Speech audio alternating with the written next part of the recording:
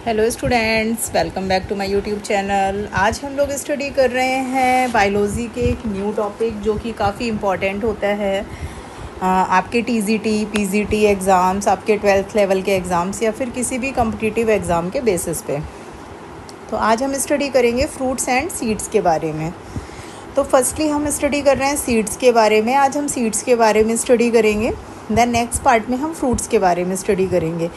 तो सीड्स में क्या होता है, मोनोकॉट क्या होता है, डाइकॉट क्या होता है, मोनोकॉट डाइकॉट के एग्जाम्पल क्या हैं, एल्ब्यूमिनस क्या है, नॉन एल्ब्यूमिनस क्या है, इन सब चीज़ों के बारे में डिटेल में स्टडी करने के लिए वीडियो में लास्ट तक बने रहिएगा।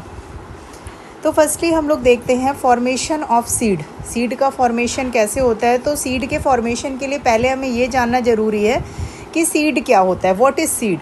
तो सीड कोट जो होता है, seed coat is mature integument of the megasporangium. दो फॉर्म होते हैं, एक होता है मेगास्पोरेंजियम और एक होता है माइक्रोस्पोरेंजियम। तो यहाँ पे आपको याद रखना है कि मेगास्पोरेंजियम का जो इंटेग्यूमेंट है उससे आपका क्या मैच्योर होता है, सीड कोट मैच्योर होता है। सीड कोट का मतलब होता है सीड का जो आउटर पार्ट होता है, सीड की जो आउटर लेयरिंग होती है उसे हम लोग सीड कोट कहते हैं। नेक्स्ट पॉइंट है, ओव्यूल से सीड का फॉर्मेशन होता है। ग्रेन यानी जिसे हम दाना बोलते हैं, इसको हम लोग कर्नेल भी कह सकते हैं। सीड जो होता है, सीड के मेनली 3 पार्ट्स होते हैं। फर्स्ट होता है सीड कोट, सेकंड होता है एम्ब्रियो और थर्ड होता है एंडोस्पर्म। तो ध्यान रखिएगा सीड के कौन कौन से 3 पार्ट हैं। तो seed coat, embryo and endosperm. Firstly हम लोग देखते हैं सीड कोट के बारे में कि सीड कोट होता क्या है। तो सीड कोट में सबसे पहला पॉइंट हमारा हो जाएगा कि seed coat is outer protective layer of the seed. Seed coat, coat का मतलब आउटर लेयर। तो सीड की जो आउटर लेयर होगी, और आउटर लेयर क्या करती है, देन आउटर लेयर हमारा प्रोटेक्शन का काम करती है। नेक्स्ट पॉइंट हमारा हो जाएगा कि जो सीड कोट होता है, सीड कोट ओव्यूल के इंटेग्यूमेंट से बना होता है। सीड कोट में हमारी 2 लेयर्स प्रेजेंट होती हैं, एक होती है टेस्टा और दूसरी होती है हमारी टैगमैन। टेस्टा एंड टैगमैन। टेस्टा जो लेयर होती है ये थिक होती है, हार्ड होती है एंड लेदरी होती है, और टैगमैन जो लेयर होती है वो थिन होती है और पेपरी होती है। नेक्स्ट अगर हम बात करें इसके सेकेंड पार्ट की यानी कि एम्ब्रियो की, तो एम्ब्रियो क्या होता है। तो एम्ब्रियो फर्टिलाइज्ड एग या जाइगोट से डेवलप होता है। एम्ब्रियो 2 पार्ट्स में डिवाइडेड होता है। First is cotyledon and second is tigellum. What is cotyledon. तो cotyledon is known as leaf of embryo, यानी एम्ब्रियो की लीफ के नाम से इसको जाना जाता है। और टिगेलम क्या होता है। तो टिगेलम एम्ब्रियो का मेन एक्सिस या फिर स्टेम कहलाता है। नेक्स्ट पॉइंट है, टिगेलम के जो अपर पोर्शन होता है उसको एपिकॉटल बोलते हैं, जिससे कि प्लिम्यूल डेवलप होता है। क्या डेवलप होता है टिगेलम से, तो याद रखिएगा प्लिम्यूल डेवलप करता है।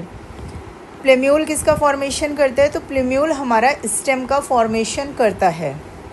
यानी जो सीड कोट को आपको ब्रेक करके 2 चीज़ें दिखाई देती हैं ना, एक नीचे शूट के लिए जाता है और एक ऊपर शूट के लिए जाता है और एक नीचे रूट के लिए जाता है।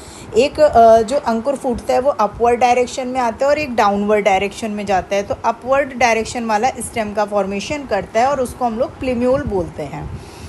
नेक्स्ट है हमारा टाइगेलम के लोअर पोर्शन को हम लोग हाइपोकॉटल बोलते हैं। हाइपोकॉटल से रेडिकल बनता है और रेडिकल से हमारी रूट्स का फॉर्मेशन होता है। तो ध्यान रखिएगा प्लिम्यूल से शूट का फॉर्मेशन होता है एंड रेडिकल से रूट का फॉर्मेशन होता है।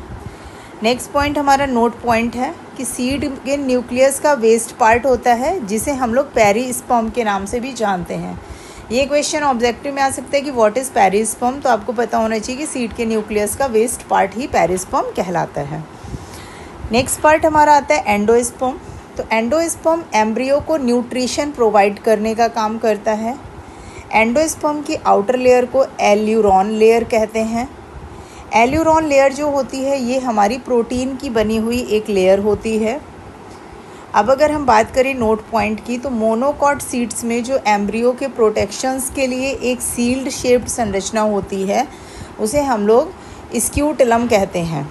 तो याद रखिएगा व्हाट इज़ स्क्यूटिलम। तो स्क्यूटिलम यहाँ से आपको मिल गया कि मोनोकॉट जो सीड होते हैं उनके एम्ब्रियोज़ में एक प्रोटेक्टिव लेयर होती है, उसको बोलते हैं, प्रोटेक्टिव सील्ड शेप स्ट्रक्चर होता है।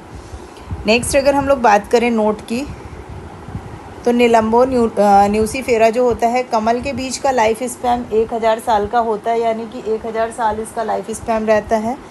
एंडोस्पर्मिक सीड या फिर एल्ब्यूमिनस सीड्स को 2 पार्ट्स में डिवाइड किया जाता है। यदि सीड में जर्मिनेशन तक एंडोस्पर्म यंग एम्ब्रियो को न्यूट्रिशन प्रोवाइड करता है तो उसे एंडोस्पर्मिक सीड कहते हैं। एंडोस्पर्मिक सीड में कॉटिलिडन्स जर्मिनेशन के टाइम पर बाहर नहीं निकलते हैं। ध्यान रखिएगा कि एंडोस्पर्मिक सीड में कॉटिलिडन्स जर्मिनेशन के टाइम पे बाहर की तरफ नहीं आते हैं। नेक्स्ट पॉइंट हमारा कॉटिलिडन थिन होता है और सीड्स को एंडोस्पर्मिक सीड या एल्ब्यूमिनस सीड कहते हैं।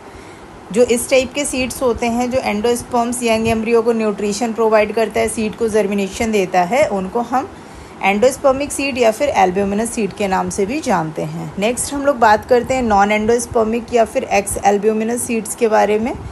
तो इस सीड में एंडोस्पर्म जर्मिनेशन से पहले ही ख़त्म हो जाता है और सीड के कॉटिलिडन्स में कुछ फूड मटेरियल स्टोर हो जाता है।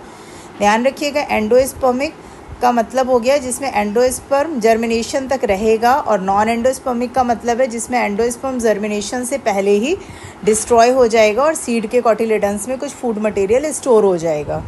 नेक्स्ट पॉइंट है जर्मिनेशन के टाइम पर ये सीड कॉटिलिडन्स ग्रीन कलर के बाहर आ जाते हैं।